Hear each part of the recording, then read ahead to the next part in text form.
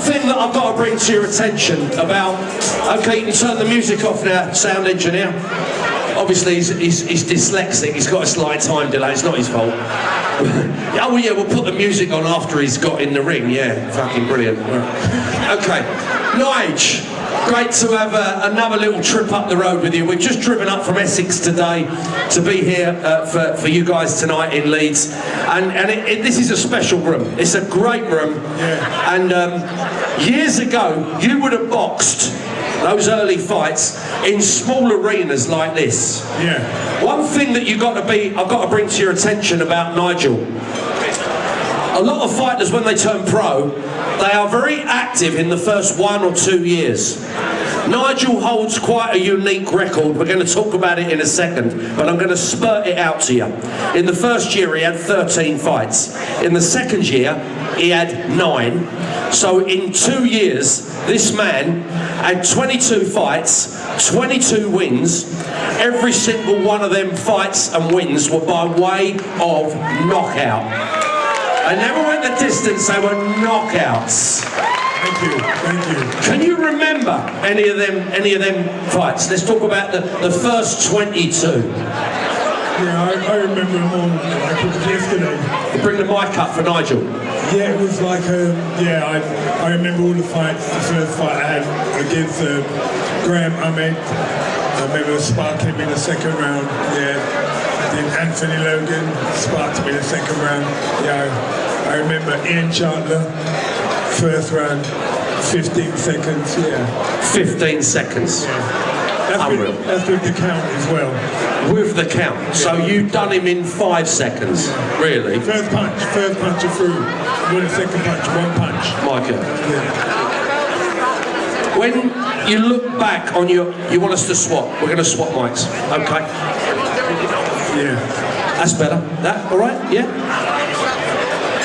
There was one fighter among that first 22 that I think give you a couple of little problems. I think it was a guy who never mentioned him until some of their recent interviews. A guy called Reggie Miller, because you were known for just coming and giving everything your all, and like it was more like a street fight.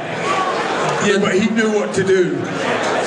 He had a high defense just like Michael Watson, and he knew for like 5 rounds he just kept his guard up, blocked all my shots. And then about round 5, 6, he started opening up, uppercut me, hit me with left hook and everything, but he forgot. He dropped his guard, and that's all I needed was just one little opening, and he gave it to me, and then it was lights out.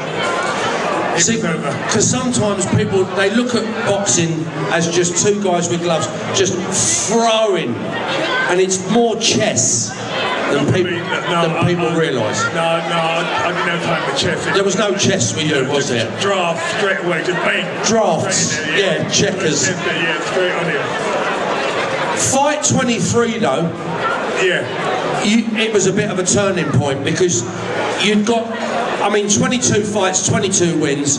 You must be thinking, I'm Captain Invincible. There's no one who can get near me, because like you were just knocking them over one after the other. You then face a fellow Londoner, Michael Watson. Yeah. Talk us through that. For those that don't know, it was a turning point in your career. Listen up, guys, because we're going to get to some really good stuff in a minute. I think what it was with Michael, it was like he had different gears. He had 4 different gears. I only had 1 gear. I didn't have no other gear, just 1 gear going forward. Let's have a war. That was it. I didn't know no gears, didn't have no gears. All I wanted to do was just have a fight. I didn't care who it was. And I didn't know about gears. And then came to about round 5, and it was like, I was already on half a tank already. But I was really, really tired. And I remember coming back to the corner after the 5th round, and my trainer went to me, now go out there and steam him.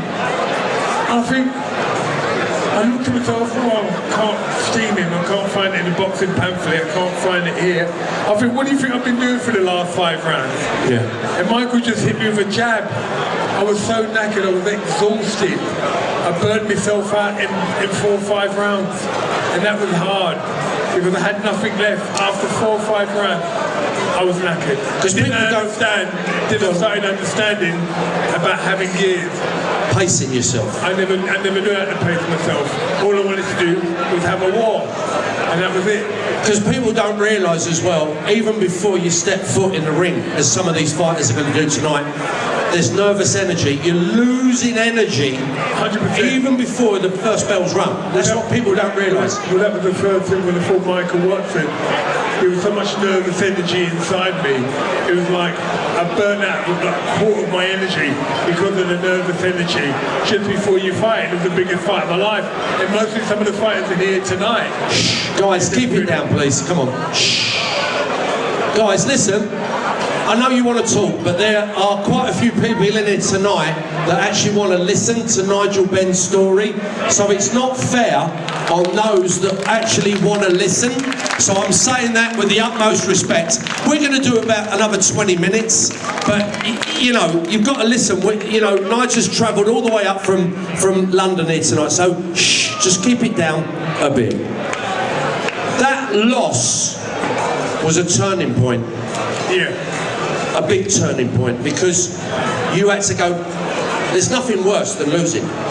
No one wants to lose. 100%. So you decide to go off to America, and reset yourself, deal with the loss mentally, and find a different way physically to be able to move forward and carry on with the rest of your career. Certain fighters can't do it. Prince Nassim couldn't do it. He fought Barrera, end of. You decide to continue on. Talk us through what you had to do. Listen. I think first of all, you had to understand. Gentlemen, ladies, come on.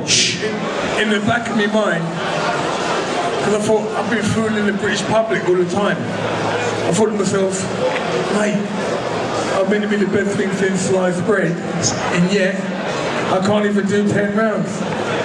Can't even do 6 rounds. I burnt out. So I went over to America. I wanted to see how good I was. And I never sparred much. A lot of fighters today, they go in the gym and they have wars. You look at people like Tommy Hearns, who are absolutely punch drunk because they had a lot of wars in the gym. So, but when I went over to America, now I had to change my program. All the guys in America, they all just like to have a fight in the gym. So sparring with me was completely different. I used to get bashed from pillar to post. When I was in America, head guards knocked off. Oh my God, I used to just get battered in there. But that's how I learned my trade though now. So you go out to Miami. I mean, a lovely place to sort of reset yourself. I mean, let's be honest, you could have gone to Canvey Island, but you decided to go to Miami. You have 3 fights. Sound man, can you turn up Nigel's mic for me a bit, if you wouldn't mind, wherever you are?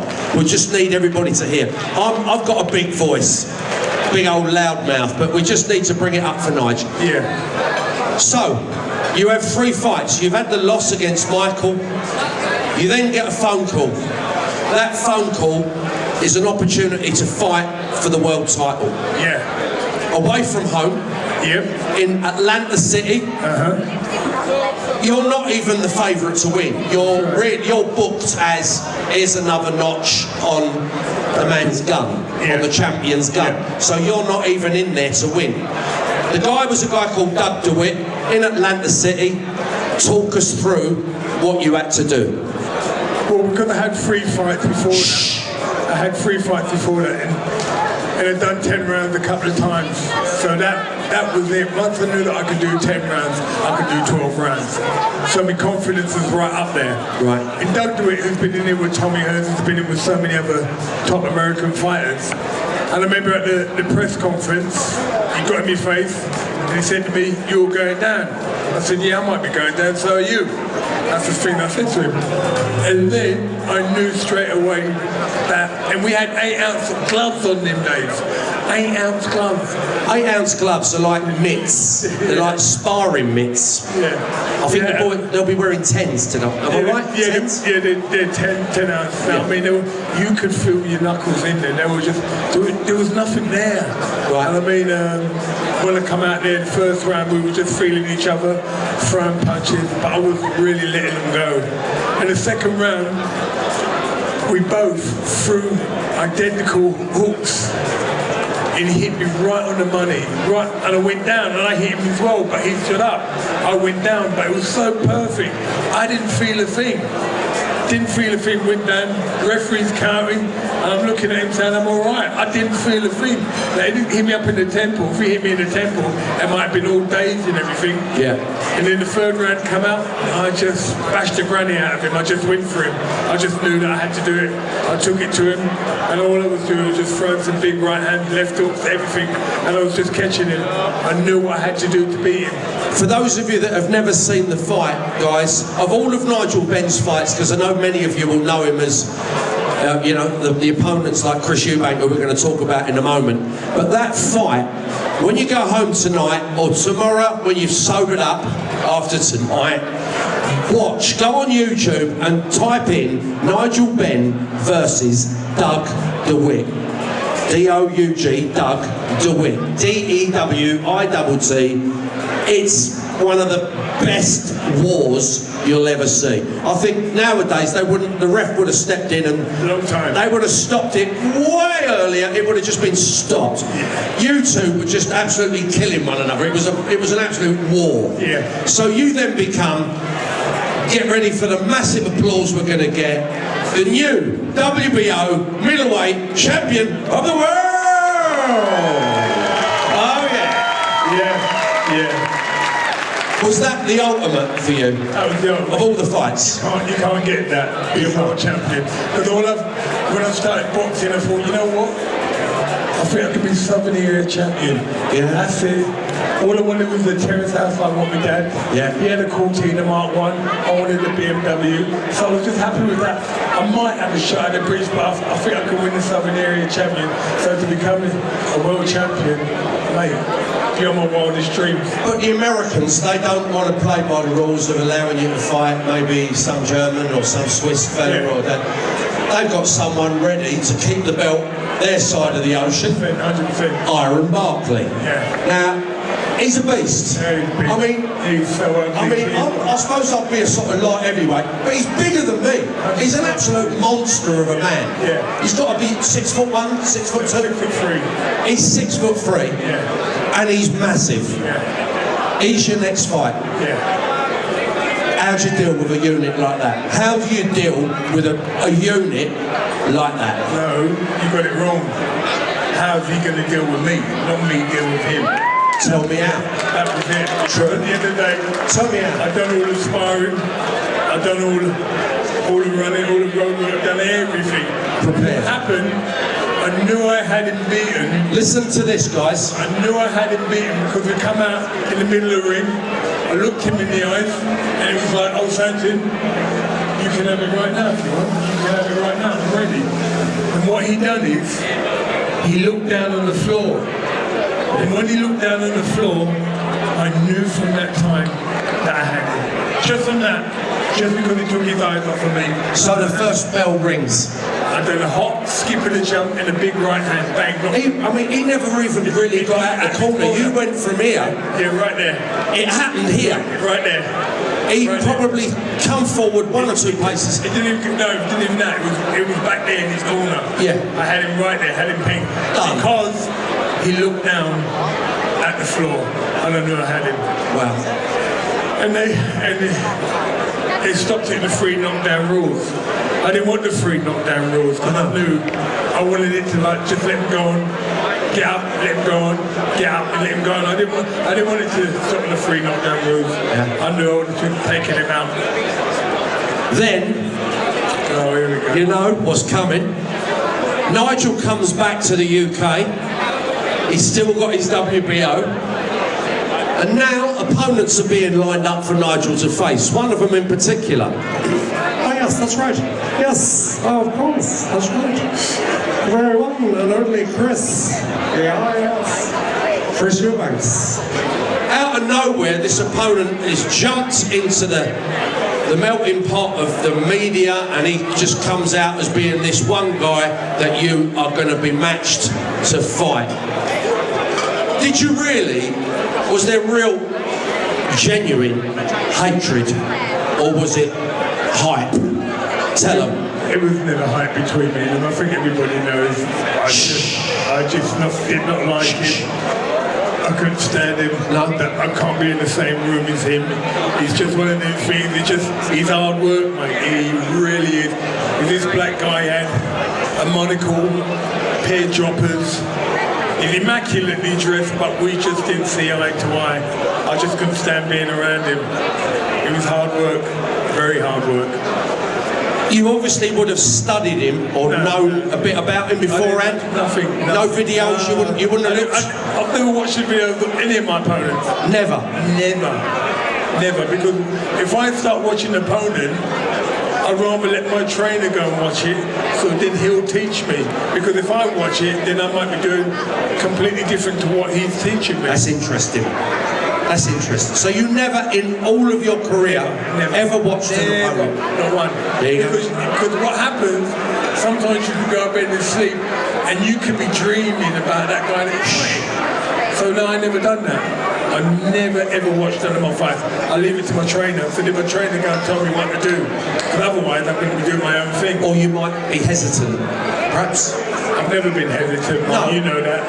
I've never been hesitant. Before we go on to fight one, I want to just talk through fight one, and then I'm going to talk about somebody else who's in the room who you faced. So before we go to fight two. So fight one. Neither of you know what the outcome's going to be. Yeah. The public are like, we don't know who's going to win this. This could go either way.